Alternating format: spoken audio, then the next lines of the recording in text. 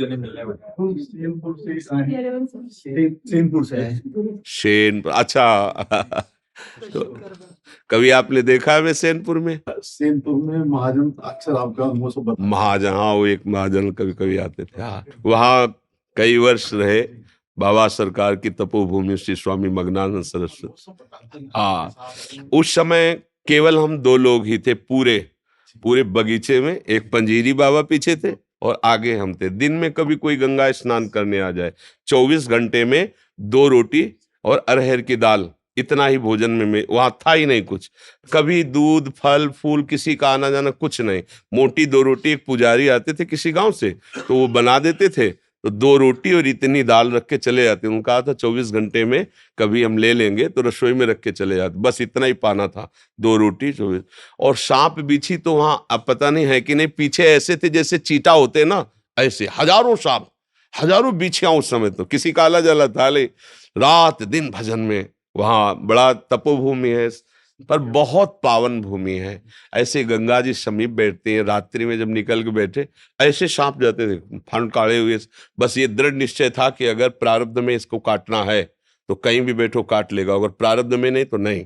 तो पास से निकल जाते थे, पद्मासन लगाए जैसे बैठे, ऐसे जटाए थी, ऐसे डाले रात्रि में जहाँ पशु के नीचे बैठ करके तो वो फूस की झोपड़ी बताए थे।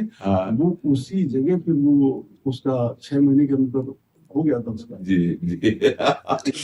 एक बार क्या हुआ कि वहां का एक गुंडा था जो उसी की, हाँ, वो 6 महीने के अंदर। हाँ, तो हम ऐसे गेट की तरफ बैठे थे ऐसे, तो मोटरसाइकिल से जूता पहनकर आया। तो हमें कुछ पता नहीं था, पर हम उससे कहा, भाई 4-5 वयोवृद्ध बैठे थे, हम कहा भाई आपसे प्रार्थना है, बाबा सरकार की तपोभूमि है, आपको यहाँ गाड़ी और जूता सहित नहीं आना चाहिए।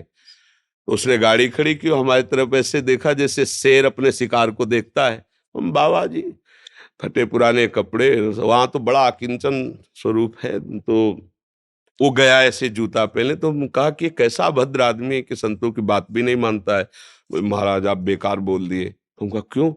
बोले मतलब 50 काटने वाला आदमी है, किसी को भी काट सकता है, किसी को मार सकता है, इसकी मतलब चलती है इस एरिया में, गंगा का किनारा है, किसी को भी काट के फेंक दे। हमें लगता है कि आपको नहीं बोलना चाहिए। लौट के जब आया तो वो गाड़ी थोड़ी देर स्टार्ट, हम कहा भाई यहाँ स्टार्ट नहीं करना, बाहर जाओ, यहाँ स्टार्ट नहीं होगी। मतलब हम कोई सिद्धि नहीं दिखा रहे थे, हम उसे कह रहे थे कि आप बाहर ले जाओ बाहर।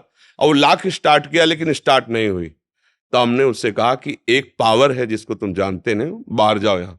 तो चला गया। दूसरे दिन हम उसी अशोक के नीचे, जो बड़ा अशोक जहाँ झोपड़ी वाली है, गंगा स्नान करके आकर के फिर बैठते थे। तो बैठे थे तो पादुका से पत्तों की खनक होती है, तो ऐसे लगा कि कोई आ रहा है, और वहां आदेश था कि कोई भी गंगा स्नान करने आए उधर ना आवे। तो हम कहा हो सकता है पुजारी जी ने ना बताया हो। तो ऐसे दृष्टि गई तो देखा वही आदमी। तो थोड़ा मन में आया कि क्रूर स्वभाव का आदमी, पता नहीं चला। शांत बैठे रहे। उन्होंने देखा, ए बाबा, कहा जी, ऐसे कहा जी। तो उसने पहले पिस्तौल निकाली और सामने रखा, बोले इसको जानते हो?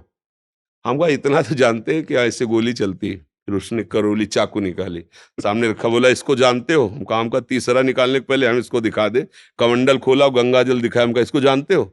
हम कहा तू है और हम है, और हाथ में गंगा जल लिया। हम कहा उठा पिस्तौल, दूसरा नहीं है, और चाकू उठा। अगर हमने संकल्प कर दिया तो तू अगर अभी नष्ट ना हो जाए तो बता। हम तुमने कहा बाबा जियों को तुम खिलवाड़ समझता है क्या? पिस्तौल ली, चली गई। आपने जल लिया, उसी जल में फिर वो समाहित हो गया। तो भागवतिक बल एक अलौकिक बल होता है।